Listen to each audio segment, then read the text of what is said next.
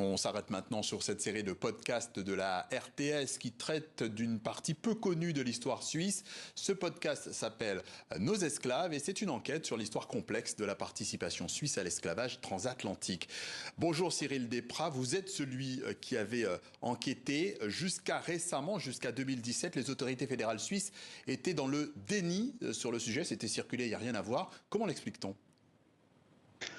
On l'explique par le fait que la Suisse a vécu pendant tout le XXe siècle une sorte de mythologie dans laquelle c'était un pays stable, neutre, qui avait échappé aux deux guerres mondiales, en même temps un pays bienfaisant pour le reste du monde, avec notamment la Croix-Rouge. Et au fond, cet imaginaire-là, cette mythologie-là a totalement occulté le fait que la Suisse du XVIIe, du XVIIIe et de la première moitié du XIXe siècle était une Suisse complètement intégrée dans l'Europe avec effectivement une participation à l'entreprise coloniale. Oui, donc intégré à l'Europe, donc avec ses qualités et ses défauts. Vous avez d'ailleurs eu beaucoup de difficultés à interroger sur ce thème pendant votre enquête. Alors les autorités suisses aujourd'hui sont, comme vous l'avez dit, effectivement encore dans le déni par rapport à l'histoire, et elles sont interpellées aujourd'hui par certains parlementaires suisses, et la réponse qui est la même depuis une dizaine d'années, c'est de dire que l'attitude du Conseil fédéral de l'époque, au milieu du XIXe siècle, qui a justifié la présence de colons esclavagistes au Brésil. Donc voilà, il y a eu une justification de l'esclavage de la part de la Suisse au milieu du XIXe siècle, ce qui est quand même extrêmement étonnant puisque l'esclavage était aboli depuis 20 ans en France et depuis 30 ans en Angleterre. Et au fond, la position actuelle du Conseil fédéral, c'est de dire que ce qui s'est passé à l'époque correspondait à d'autres normes et d'autres valeurs qu'aujourd'hui.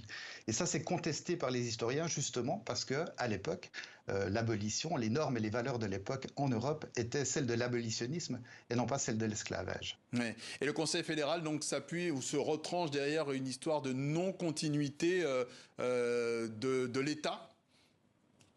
Non, parce que l'État, là on parle vraiment d'un rapport, on l'a vu dans le plateau couvert, un rapport du Conseil fédéral de 1864. Et en 1864, les institutions de la Suisse sont les mêmes qu'aujourd'hui. Donc on n'est pas dans un passage d'un ancien régime à un nouveau régime. Ce sont les mêmes institutions qui, au milieu du 19e siècle, ont soutenu l'esclavage des colons suisses au Brésil.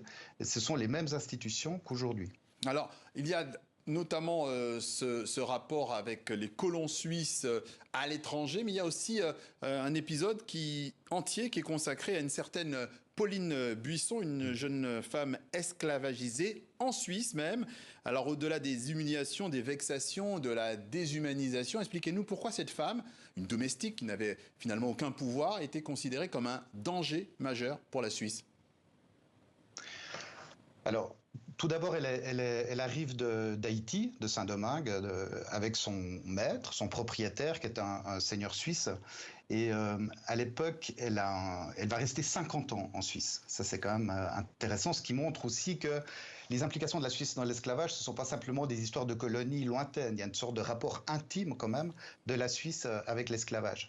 Cette Pauline Buisson va avoir un fils, et il va y avoir un procès à un moment donné dans la commune de la ville, entre la commune et les propriétaires pour payer la naturalisation de ce fils. Et à ce moment-là, il y a une sorte de déchaînement des avocats sur Pauline Buisson, où effectivement, on ressort tous les stéréotypes racistes de l'époque. Et parmi ces stéréotypes racistes, il y a cette sexualité menaçante pour la société. Elle serait une sorte de tentation et qui pourrait, entre guillemets, si on met les guillemets nécessaires, contaminer le reste de la population, c'est ça ? Absolument, et ce sont d'ailleurs des discours que l'on peut encore entendre aujourd'hui en Suisse et en Europe par rapport à cette peur, déjà ce fantasme d'une sexualité débridée, ce qui est quand même totalement paradoxal, puisque Pauline Buisson, à l'époque, n'est pas un sujet, elle est considérée comme un objet qu'on peut acheter, qu'on peut vendre, elle n'a absolument aucun droit, elle n'a pas la liberté de son corps, et en même temps, on projette sur elle tout un monde de fantasmes, notamment autour de sa sexualité. Et techniquement, la Suisse, on le sait, n'a pas d'accès à la mer, elle est enclavée. Comment ces esclaves arrivaient-ils jusqu'à la Suisse? Bon, par les réseaux traditionnels, c'est-à-dire par des bateaux dans les grands ports comme Nantes, comme Marseille, j'imagine aussi comme l'Allemagne ou l'Italie, et ensuite arrivait jusqu'en Suisse. C'est vrai qu'on n'a pas d'accès à la mer, mais la Suisse a été, comme je l'ai dit, partie prenante de l'entreprise coloniale en Europe à travers des financiers qui ont financé des expéditions. Il y avait des bateaux suisses qui se faisaient de la traite, ce qu'on appelait la traite négrière ou la traite transatlantique, des bateaux qui avaient des noms de villes suisses. Ils s'appelaient Ville de Bâle, Ville de Lausanne, Helvétie aussi. Donc au fond, même si la Suisse était enclavée, elle avait une marine marchande dont une partie de l'activité était liée au commerce transatlantique.